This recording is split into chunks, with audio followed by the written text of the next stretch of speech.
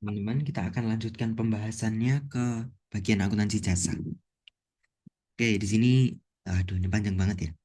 Kita dikasih beberapa data. Yang pertama, neraca saldo, lalu ayat jurnal penyesuaian, dan kertas kerja. Kita diminta menentukan mana yang benar, teman-teman. Oke, kita cek satu-satu aja. Yang pertama, dari neraca saldonya dulu deh, teman-teman. Kita cek. Asuransi dibayar di muka, debit 4,4. Oke, ini benar. Checklist aja. Sini deh, depannya. Yes. Kendaraan 250 juta. Oke, benar. Ini sini ini dalam dalam ribuan rupiah ya, teman-teman. Jadi nolnya hilang. Yang 30 paling belakang hilang. Kemudian sewa diterima di muka di kredit 6 juta. Oke, benar. Dari sini neraca saldonya benar semua, teman-teman. Sekarang data jurnal penyesuaian. Ini lebih mudah karena kita sudah diberikan tabelnya. Bisa jadi teman-teman waktu USP data ayat jurnal penyesuaian yang dikasih adalah soal. Jadi nggak langsung tabel gini, tapi kita harus menyelesaikan dulu jurnal penyesuaiannya berapa. Jadi nanti tipenya dia data jurnal penyesuaian adalah sebagai berikut. Satu, kendaraan yang dibeli tahun itu masa pakainya 10 tahun, lalu nilai residunya 5 juta, dan sebagainya. Kayak gitu, teman-teman. Maka harus tetap latihan ya jurnal penyesuaian. Kalau di sini dia langsung diberi eh, tabelnya, maka lebih mudah untuk ngeceknya. Oke, kita cek satu-satu. Di sini beban penyusutan kendaraan di debit 20 juta. Cek, teman-teman. Oke, benar. Ini ya, beban penyusutan kendaraan di debit 20 juta. Kemudian akumulasi penyusutan kendaraan 20 juta di kredit. Kita cek. Betul, jadi kredit. Oke, yang penyesuaian kedua, beban asuransi di debit 400.000. Beban asuransi A ini salah, teman-teman. Keliru. Nih, harusnya di sini. Kan? Di nomor 4 jelas keliru. Lalu kemudian asuransi dibayar di muka 400.000 di kredit. Nah, ini keliru juga, teman-teman. Harusnya ini di sini. Ketukar ya. Ini juga salah.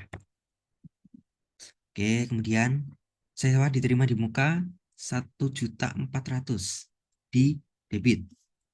Oke, ini benar. Benar. Lalu pendapatan sewa 1,4 juta di kredit.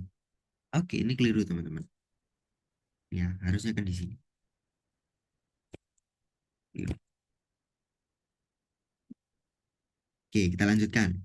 Setelah kita cek dari neraca saldo ke jurnal penyesuaian, kita cek neraca saldo setelah penyesuaian. NSSD itu neraca saldo setelah disesuaikan. Oke, yang pertama jelas salah ya, teman-teman. Harusnya adalah, oke, ungu deh. Harusnya di sini 4.000, teman-teman. Karena kan di debit 4.400, di kredit 400. Berarti sisa debitnya 4.000. Kendaraan, kendaraan keliru, teman-teman. Harusnya dia ada di sini. 250.000. Dan dia di debit ya. Oke, kalau kita lanjutkan. Yang nomor 3, awalnya di kredit 6 juta, ya 6 juta, lalu di debit 1,4. Berarti kan sisa kreditnya adalah 6 juta kurangi 1.400.000. Betul, 4.600.000, teman-teman. Nomor 4, jelas salah. Harusnya dia ada di debit ya. 400-nya ada di debit harusnya. Nomor 5, betul. Karena dia di neraca saldo tidak ada, di penyesuaian debit 20.000, berarti di neraca saldo disesuaikan juga 20.000. Nomor 6, akumulasi penyusutan kendaraan, betul, dia tetap 20.000 di kredit. Lalu yang nomor 7 juga salah karena dia seharusnya ada di kredit. Gitu. Nah, dari sini udah kelihatan, teman-teman. Yang benar adalah nomor 3, nomor 5, dan nomor 6. Maka jawabannya yang D, 356. Ini untuk soal nomor 7, teman-teman. Oke, lanjut. Pada bulan November, Harum Laundry belum melunasi gaji karyawan sebesar 1,8 juta. Jurnal penyesuaian yang tepat adalah ini wis paten, teman-teman. Kalau belum melunasi gaji itu berarti akunnya adalah beban gaji pada utang gaji. Jawabannya yang C. Pasti itu. Udah pasti. Beban gaji pada utang gaji terus nominalnya ya sesuai yang ada di soal. Itu untuk nomor 16. 41. Pak Doni memiliki usaha bengkel ya. Dia mengambil uang dari perusahaannya 1 juta untuk keperluan pribadi. Di sini yang digarisbawahi ada keperluan pribadi itu pasti privé. Privé itu bertambahnya di debit. Lalu kan dia mengambil uang. Oh, ini kan kas ya. Kas perusahaan berkurang 1 juta karena diambil. Nah, jawabannya yang D, teman-teman. Privé bertambah di debit sebesar 1 juta rupiah dan kas berkurang di kredit 1 juta rupiah juga. Gitu. 69. Saldo pada akun perlengkapan di neraca adalah 5 juta, tapi di akhir periode terpakai menunjukkan perlengkapan terpakai 3 juta. Nah, ini teman-teman. Kita harus hati-hati ya. Kita harus baca soal dengan benar. Di sini diketahui penggunaannya. Perlengkapan terpakai 3 juta. Berarti data penyesuaiannya gimana? Ya yang B, teman-teman. Beban perlengkapan di debit 3 juta, perlengkapan di kredit 3 juta. Loh, kenapa nggak selisihnya nggak 2 juta? Itu kalau yang diketahui adalah saldo awal dan saldo dan ya saldo akhir. Maka penggunaannya dicari dengan selisihnya, teman-teman. Apa enggak gitu? Fungsinya jurnal penyesuaian itu kan agar kondisi keuangan itu sama dengan kondisi di lapangan, kondisi benerannya gimana, teman-teman. Lah, kalau kita udah tahu pemakaiannya 3 juta, ya sudah, perlengkapannya kan kita kurangin 3 juta ini. Kan tujuannya itu sebenarnya. Kalau yang diketahui misalkan saldo akhirnya 3 juta. Nah, kalau gitu berarti kita kan harus dari 5 juta jadi 3 juta. Berarti kan kita kurangin dengan 2 juta. Nah, baru kalau kayak gitu kita pakai selisihnya, teman-teman. Di sini karena yang diketahui adalah pemakaiannya, ya sudah langsung aja itu yang dipakai. Beban perlengkapan pada perlengkapan 3 juta rupiah. Nah, itu 69. Kita lanjutkan ke soal hitungan, teman-teman. Ini kita diminta mencari modal akhir perusahaan. Oke. Rumus modal akhir, teman-teman, itu adalah modal awal ditambah laba dikurangi privé. Gitu. Laba ini bisa juga pendapatan min beban gitu. Jadi modal awal tambah pendapatan minus beban ini ya dikurangi privé sama. Bergantung di soal adanya yang mana gitu. Oke, modal akhirnya berarti kita akan cari modal awalnya adalah 7 juta rupiah, labanya 2 juta, privé-nya 500.000. Nah, di sini kok ada utang usaha, ini diapakan? Ini nggak difaktorkan, teman-teman. Nggak usah dianggap. Karena kita cuma pakai rumus ini. Utang itu nggak berpengaruh ke perubahan modal. Gitu ya. Oke, berarti jawabannya berapa? 8.500.000. Nih, jawabannya yang betul kan ya? Oke, lanjut. Nah, ini masih sama. Cuma di sini kita diminta menghitung dua perusahaan, teman-teman.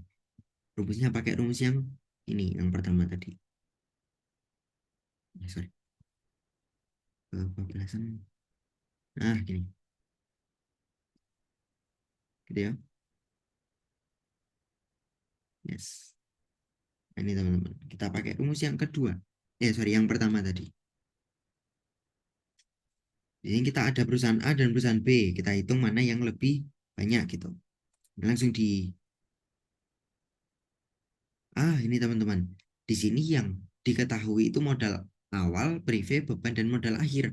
Kita harus mencari pendapatannya berapa gitu. Oke, kita masukkan modal akhir. Ini kita hitung untuk perusahaan A dulu ya, teman-teman. Ini perusahaan A, ini perusahaan B. Perusahaan A, modal akhirnya adalah 85 juta. Modal awalnya 92.500. Pendapatannya kita nggak tahu, beban totalnya kita langsung total aja teman-teman. 9 juta tambah 8 juta tambah 6 juta. Jadi 23 juta. Dikurangi privenya 1 juta. Ini. Oke, berarti 85.000 sama dengan apa ini?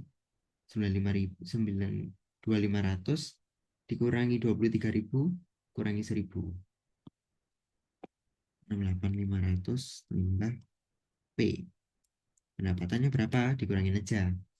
85.000 dikurangi 68.500. Berarti 16.500.000. Ini untuk perusahaan A ya teman-teman. Kemudian untuk perusahaan B juga sama. Modal akhirnya itu adalah 100 juta, sorry, 110 juta. Kita tulis gini aja deh. Nih, 110 juta. Modal awalnya adalah 100 juta.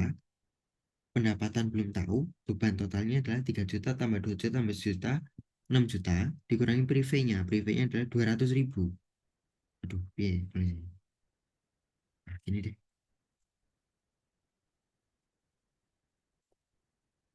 Yang dengan 100.000.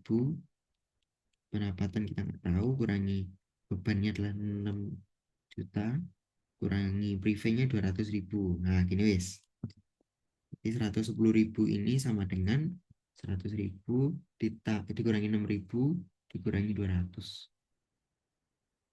93.800 tambah P. P-nya berapa? Kita kurangin aja. Berarti hasilnya adalah 16.200. Nah, ini berarti ini perusahaan A, ini perusahaan B ya, teman-teman. Berarti perusahaan yang terkecil itu yang B, pendapatan lebih kecil yang B yaitu 16.200 dan yang lebih besar yang A, 16.500. Jawabannya yang D. Ya, gini ya. Oke, kita lanjut. 26, kita juga diminta modal akhir. Ini modal akhir, teman-teman. Oke.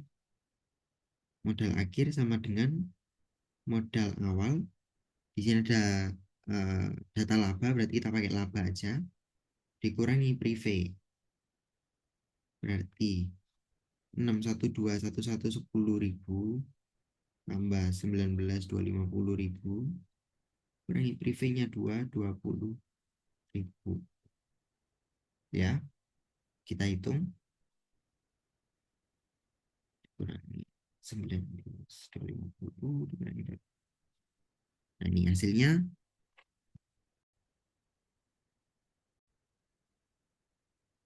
Ini keliru teman-teman. 22.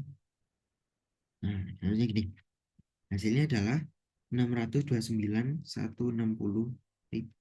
Nih, modal akhirnya. Sorry, 140, 140. Jadi jawabannya yang E. Itu ya. Ini hitung modal akhir masih lebih gampang. Nomor 35. PO Gaya Baru menetapkan penyusutan kendaraan 10% atas harga perolehan kendaraan senilai 450 juta. Kalau gini berarti langsung aja teman-teman. Penyusutan per tahun itu 10% dari 450 juta. Berapakah dia? 45 juta. Oke, berarti di sini nominalnya semua benar. Kita cek akunnya.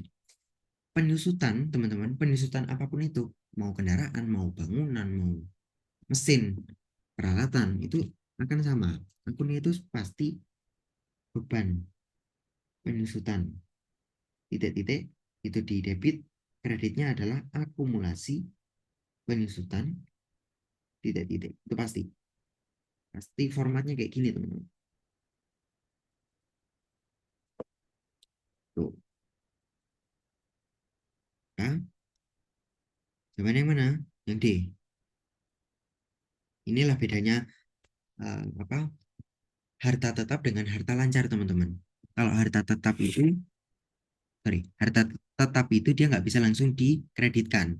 Kayak tadi kalau perlengkapan kan itu harta lancar ya, bisa langsung dikreditkan perlengkapan senilai berapa gitu. Kalau di sini nggak boleh. harus pakai akun akumulasi penyusutan.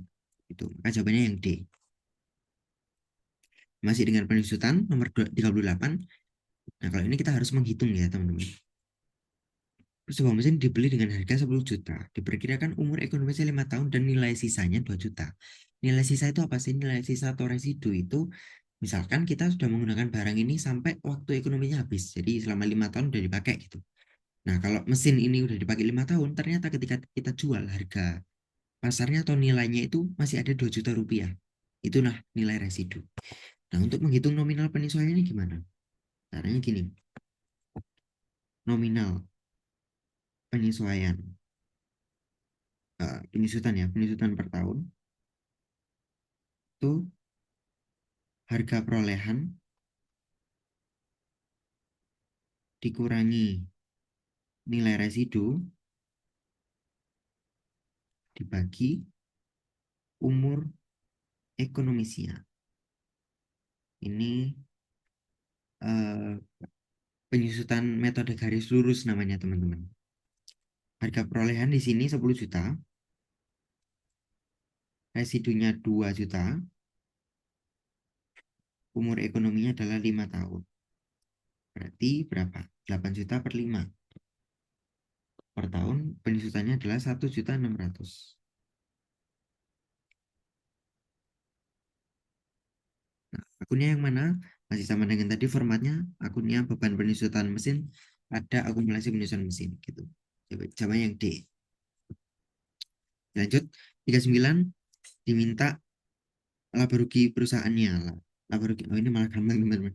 Laba rugi itu didapatkan dari semua pendapatan dikurangi semua beban.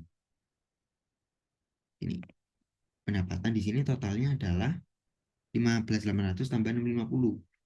16.450 dikurangi bebannya di sini ada 8.600.000. Berarti jawabannya adalah ya laba 7.850.000. Laba atau rugi berarti kan ya kalau pendapatan lebih besar daripada beban berarti dia laba. Kalau beban yang lebih besar dia rugi. Gitu. Oke, terakhir untuk yang jasa nomor 40. Diminta mencari modal akhir. Oh, ini masih mirip dengan tadi. Oke. Modal akhir rumusnya adalah modal awal ditambah pendapatan dikurangi beban kurangi prive. Ya, oke. Modal akhirnya kita akan cari modal awalnya 20 juta. Pendapatan totalnya adalah 200. Bebannya 150 ditambah 5 juta ditambah 10 juta. 165. Prive-nya adalah 15 juta. Oke. Ini 20, labanya 35 juta dikurangi prive 15. Hasilnya adalah 40 juta. Maka modal akhirnya adalah 40 juta. Oke, itu teman-teman untuk part akuntansi jasa. Untuk part terakhir yaitu part 7 kita akan bahas tentang akuntansi dagang dan mungkin agak panjang videonya. Jadi selamat mempersiapkan diri.